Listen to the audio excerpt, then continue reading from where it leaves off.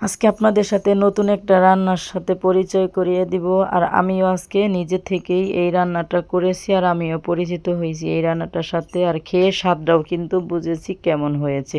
আর সেই স্বাদের কথাটাই কিন্তু আজকে আমি আপনাদের সাথে শেয়ার করব, আবার প্র্যাকটিক্যাল আমি করব। আপনারা দেখে আমাকে কমেন্টে বলবেন কেমন হবে।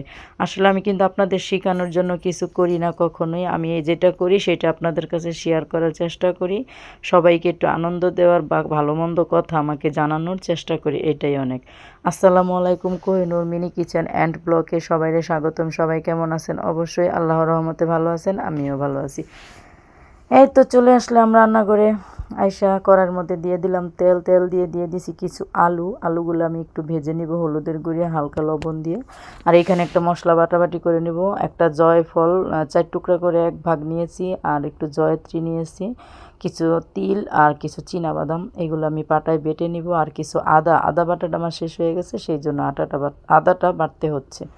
সবগুলোই আমি কথা বলতে বলতে বেটে নিব। জয়ফল জয়ত্রী বেটে নিলাম, আর তিল বাদামটাও আমি একসাথে করে বেটে নিব। এই যে আলুগুলা ভাজা হয়ে গেছে, আলুটা নামিয়ে সেই কড়াইতে দিয়ে দিলাম কিছু পেঁয়াজ। আর পেঁয়াজগুলো জানেনই তো এখন কাঁচা পেঁয়াজ, একটু রসটা টানিয়ে নিব আমি শুকনা খোলায় ভেজে। এরপরে পরিমাণ মতো তেল দিয়ে দিব। আর এই যে দেখেন এইগুলা হয়েছে হাঁসের গিলা আর মাংস। হাঁসের গিলাটাই বেশি, মাংসটা খুব কম। আজকে আমি এইগুলা দিয়ে বিরিয়ানি পাকাবো, সবাই দেখতে থাকেন। এই তো পেঁয়াজগুলোর মধ্যে আমি অনেকগুলো তেল দিব, পরিমাণে অনেকটাই তেল দিব। এগুলা তেল দিয়ে সুন্দর করে পেঁয়াজগুলো আমি ভেজে নিব। আগে একটু পানিটা শুকিয়ে নিছি পেঁয়াজের। এই তো পেঁয়াজটা আমি একদম বেরেস্তা করব না, হালকা একটু ভাজা ভাজা করে উঠিয়ে নেব, অর্ধেকটা আর অর্ধেকটা রেখে দিব। পেঁয়াজ কিছু আমি উঠিয়ে রাখবো একটা আলাদা পাত্রে। এই তো তেলগুলা চেপে চেপে একটু ঝরিয়ে আমি পেঁয়াজ উঠাইলাম। আর পেঁয়াজের মধ্যে দিয়ে দিলাম আমি এই মাংসগুলা, মানে হাঁসের গিলাগুলা ছোট ছোট পিস করে, একটা করে গিলা আমি 8 পিস করে করছি। আর কিছু স্কিন সহ মাংস নিয়েছি, এগুলো একটু ভেজে নেব, হালকা ভাজবো। এরপরে দিয়ে দিলাম তেজপাতা, দারুচিনি, এলাচ। এখন দিয়ে দিলাম স্বাদ মতো লবণ, ধনিয়ার গুঁড়া, জিরার গুঁড়া, এলাচের গুঁড়া, দারুচিনির গুঁড়া, হলুদের গুঁড়া, লাল মরিচের গুঁড়া, একটু দিলাম গোলমরিচের গুঁড়া, নাই, শেষ হয়ে গেছে। এখন এইগুলো একটু মিক্স করে নেব, সুন্দর করে নেড়ে চেড়ে আমি তেলের সাথে মশলা মাংসের সাথে। এটাতে আগে আমি মশলা পানি দিয়ে কষাবো না, এগুলো আমি আগে তেলের মধ্যে এইভাবে একটু কষিয়ে নেব। এরপরে কারণ তেলটা তো পরিমাণে বেশি আছে। এখন দিব 2 টেবিল চামচ ভরে ভরে রসুন বাটা। আর আদা তো বাটছি দেখছেনি, সেই আদা বাটা। এখন এইগুলা দিয়ে আমি সময় নিয়ে কষাবো, কারণ হাঁসের মাংসও শক্ত হয় আর গিলাগুলাও কিন্তু কসকস টাইপের হয়, প্রচুর শক্ত হয়। তাই আমি এই মাংসটা প্রায় 1 ঘন্টা 1.5 ঘন্টার মতন কষায়া রান্না করে নেব। এখন দিয়ে দিলাম বিরিয়ানির মশলা। আমি রাঁধুনি বিরিয়ানির মশলাটা নিয়েছি রেডিমেড, আপনারা নিজে বানিয়েও দিতে পারেন, সমস্যা নাই। এই তো দেখেন এখন আমি এই তেলের মধ্যে আমি কিন্তু এখনও পানি দিই নেই, দেখেন সেইগুলো অনেক সুন্দর করে কষিয়ে নিছি। আর যে পরিমাণ তেল আর ওই স্কিন থেকে তেল বের হয়েছে, কষানো হয়ে গেছে। এখন দিয়ে দিলাম তিল আর বাদাম বাটা যে বাটছিলাম সেইগুলা, এগুলা দিয়ে এখন দিব জয়ফল জয়ত্রী বাটা। মানে এগুলা দিয়ে দেবো একটু দুধ, অল্প দুধই দিয়েছি আমি, যেহেতু আমার টক দই নাই আবার। হ্যাঁ, এগুলা সুন্দর করে দিয়ে আর পানি দিব না, ওইটুকু পানি দিয়ে ওই দুধ দিয়ে সুন্দর করে আমি কষিয়ে নিব, কারণ আর পানি দেওয়ার প্রয়োজন হবে না। এই তো দিয়ে দিলাম একটু টেস্টিং সল্ট। আর আমি গ্যাসের চুলায় রুমে বসাইলাম আমি গরম পানি, মানে আমি চালটা সিদ্ধ করে নিব, দমে রান্না করব বিরিয়ানিটা। দিয়ে দিলাম স্বাদ মতো লবণ আর কিছু রান্নার তেল, চালটা ঝরঝরা হওয়ার জন্য। আর এদিকে আমার মাংসটা তো নেড়ে চেড়ে দিতেই হবে, কারণ ঘন মশলা নিচে লেগে যাবে। দিয়ে দিলাম স্বাদ মতো একটু চিনি। আপনারা চিনি পছন্দ করেন নাকি জানি না, কিন্তু হালকা একটু দিলে টেস্টটা ব্যালেন্স আসে আর মাংসটাও সিদ্ধ হয়ে যাবে। আমি আর কি এরকম করি, আপনাদের কিন্তু আমি কখনোই শিখাইতে চাই না কোনো কিছু, আমি যা করি তাই আপনাদের কাছে তুলে ধরি।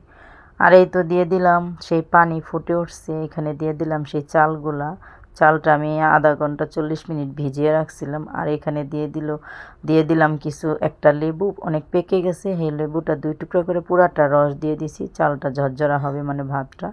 আর আমি ভাতটা ধরেন 80% না 70% সিদ্ধ করে নিব। এখন ভাতটা হয়ে গেছে, আমি ছেঁকে নিলাম, 70% সিদ্ধ হয়েছে, জ্বালনিতে ঢেলে দিয়েছি।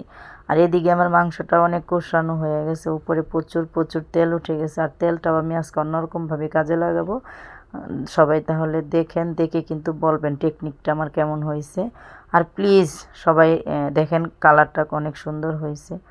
এই তো দেখেন তেলগুলো আমি উঠিয়ে নিচ্ছি। আলাদা একটা আলু ভাজে রাখছিলাম সেই কড়াইতে, আলু ভাজার আলুগুলা তো অন্য একটা পাত্রে রাখছি। এই তেলগুলা আমি দিয়ে দিব অন্যভাবে। এখন বিরিয়ানিটা দমে দেওয়ার জন্য আমি প্রসেসিং করে নিব। চালটা তো আমি পানি ঝরিয়েই নিলাম, আর গরম গরম চালটাই দেব।